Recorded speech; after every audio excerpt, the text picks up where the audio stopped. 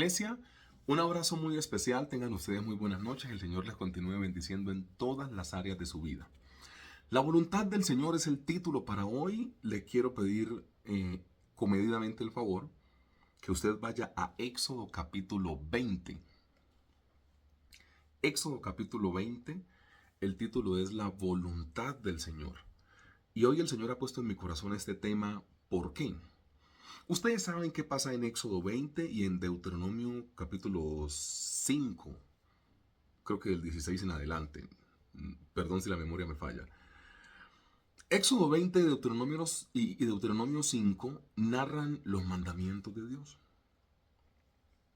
Vamos a leerlos y vamos a darnos cuenta qué tiene Dios acerca de su voluntad y quizá poder desmitificar algún tipo de cosas, ¿no? O sea, el carácter de Dios no es un carácter restrictivo. El carácter de Dios no es un carácter que te prohíba, ni que te castigue antes de abrazarte. O sea, eso no es Dios. Dios da tanta libertad al ser humano, y perdón que hable de otro personaje, pero son historias bíblicas que nos pueden fortalecer. Dios da tanta libertad que nunca quitó el árbol del fruto del conocimiento del bien y del mal del jardín del Edén. Porque si Dios quisiera borregos o gente obligada, pues los obliga a hacer lo que Él quiera. Pero Él da una libre escogencia, que es lo que conocemos como libre albedrío, y la gente decide qué hacer. O sea, si Dios fuera un dictador, como algunos quieren hacerlo ver, Dios no les pone el árbol del conocimiento de la ciencia del bien y del mal, se los quita. Y hacen lo que, o sea, y son buenos eternamente porque yo, como Dios, lo decido. Dios no es eso. Dios lo que hizo fue, pues hombre, no lo cojan, no tomen de ese fruto, pero no se los quito porque no soy un dictador. O sea, ustedes deben tener capacidad de elección y eso es Dios. Entonces, al final de la historia, me estoy pasando un poco la introducción que iba a dar después de leer el texto bíblico, pero al final de la historia entendemos y conocemos que Dios no es una persona, o sea, Dios no es un juez restrictivo. Dios de hecho le da demasiada libertad a la gente, porque Dios quiere que se le ame por lo que Él es, no por miedo. O sea, antes de hacer la lectura te digo, si estás en una iglesia, o si te congregas, o ves algunas prédicas por internet, porque no sé cuál sea tu nivel de compromiso con una iglesia, de ir una, dos, tres veces a la semana, pues te digo que uno no va al templo por miedo al infierno. Uno va al templo por disfrutarse la vida y por vivir el propósito del Señor. Porque yo creo que hay un gran porcentaje de gente que tiene es miedo al infierno, por eso se congregan. Y no, por miedo al infierno no hay que congregarse. O sea, por miedo al infierno no hay que congregarse porque uno quiere, ¿ok? Por conocer a este Dios de la palabra que no tiene un carácter restrictivo. Dios tiene un carácter preventivo que es diferente, ¿ok? Éxodo 21. Leemos la palabra con la dirección del Espíritu Santo hablando de la voluntad de Dios. Y habló Dios todas estas palabras diciendo, yo soy Jehová tu Dios que te saqué de la tierra de Egipto, de la casa de servidumbre. No tendrás dioses ajenos delante de mí. No te harás imagen de ninguna semejanza de lo que está arriba en el cielo, ni abajo en la tierra, ni en las aguas debajo de la tierra. No te inclinarás a ellas, ni las honrarás, porque yo soy Jehová tu Dios fuerte y celoso, que visito la maldad de los padres sobre los hijos hasta la tercera y cuarta generación de los que me aborrecen. Y hago misericordia a millares, a los que me aman y que guardan mis mandamientos. No tomarás el nombre de Jehová tu Dios en vano, porque no dará por inocente Jehová al que tomare su nombre en vano. Acuérdate del día de reposo para santificarlo. Versículo 9, Éxodo 29. 6 días trabajarás y harás toda tu obra, mas el séptimo día es de reposo para Jehová tu Dios. No hagas en él obra alguna. Tú, ni tu hijo, ni tu hija, ni tu siervo, ni tu criada, ni tu bestia, ni tu extranjero que está dentro de tus puertas. Verso 11. Porque en 6 días hizo Jehová los cielos y la tierra, el mar y todas las cosas que en ellos hay, y reposó el séptimo día. Por tanto, Jehová bendijo el día de reposo y lo santificó. Honra a tu padre y a tu madre para que tus días se alarguen en la tierra que Jehová tu Dios te da. Verso 13. No matarás, no cometerás adulterio, no hurtarás, no hablarás contra tu prójimo falso testimonio, no codiciarás la casa de tu prójimo, ni codiciarás la mujer de tu prójimo, ni tu siervo, ni su criada, ni su buey, ni su asno, ni cosa alguna de tu prójimo.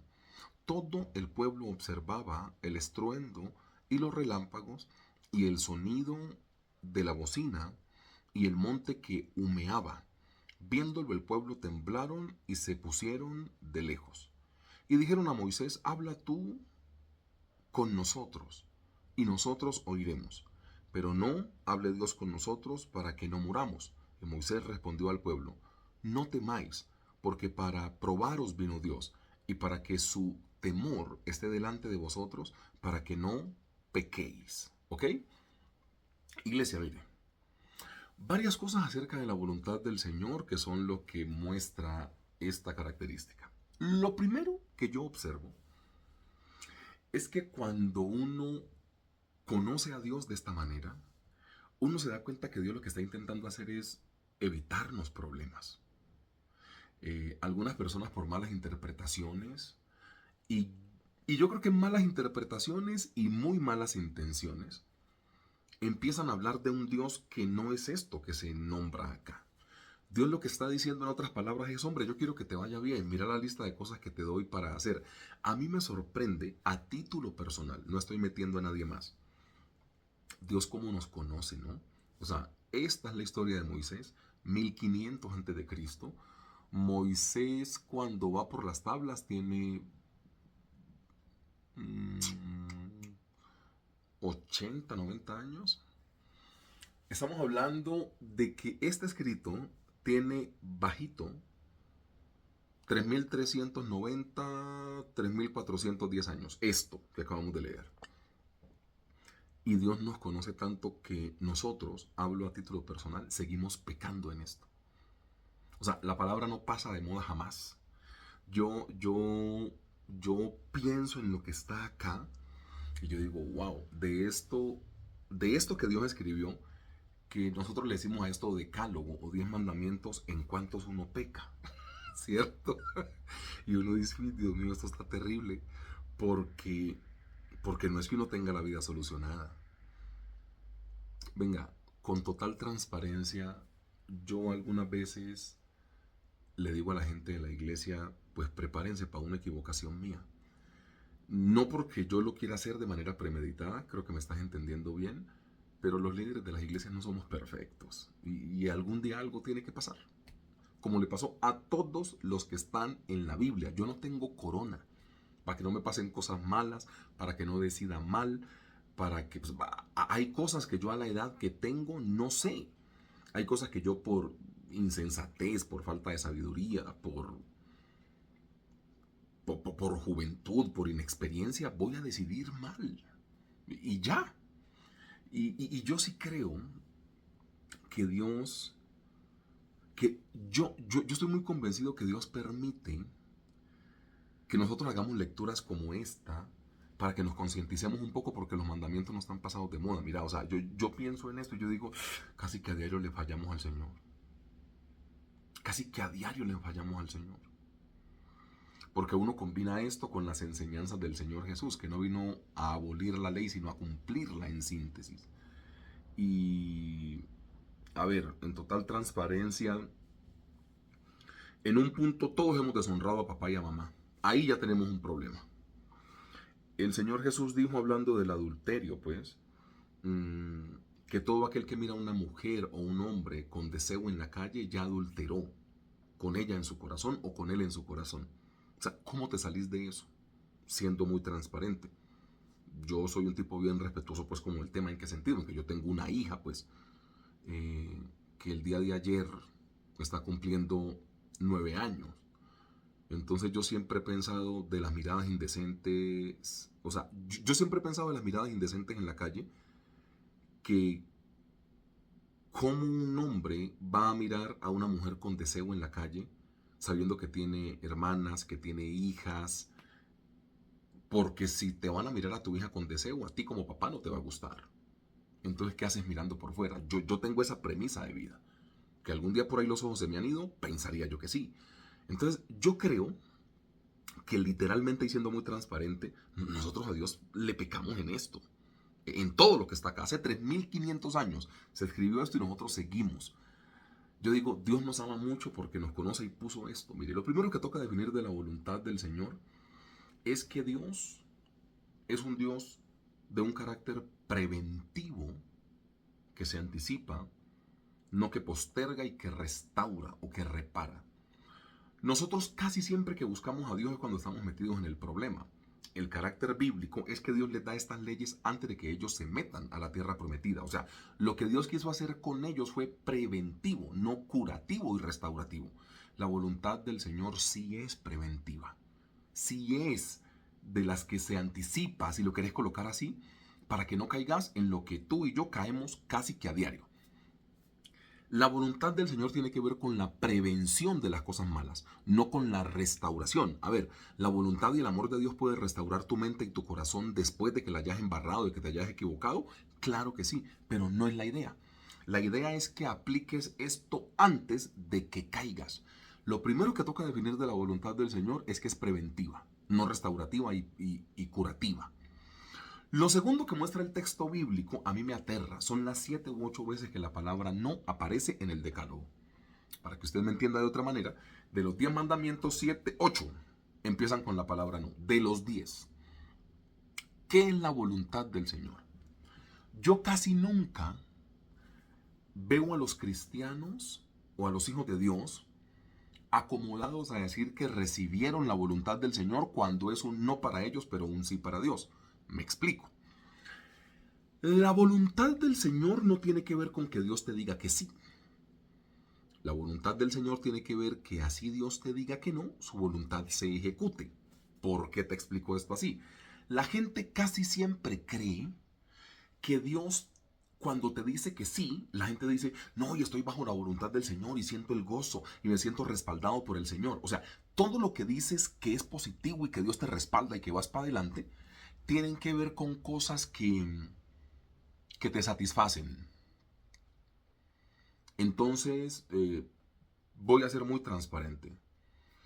Cuando Dios te dice que no, le decís que no es justo, le decís que Él te dejó tirado, que no lo sientes, que no lo oyes, que no lo escuchas, que mejor te retiras de la iglesia, que ya no crees en Él.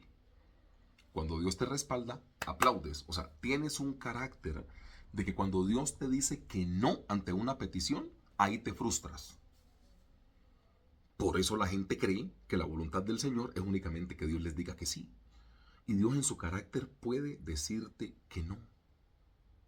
Porque no es el tiempo, porque no sé, o sea, por ejemplo, hermanos, mire, uno no sabe Dios de qué tanto sufrimiento está evitándole a una persona que llame a su presencia, ¿cierto? O sea, nosotros podemos tener un familiar enfermo, oramos para que Dios sane a ese familiar y Dios al final decide llevárselo y no lo sana.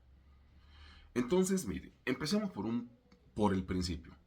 Enojarse porque Dios no sane a tu familiar y lo llame a su presencia, quiere decir es que le querés dar órdenes a Dios. Y eso pues no puede pasar. O sea, al final de la historia,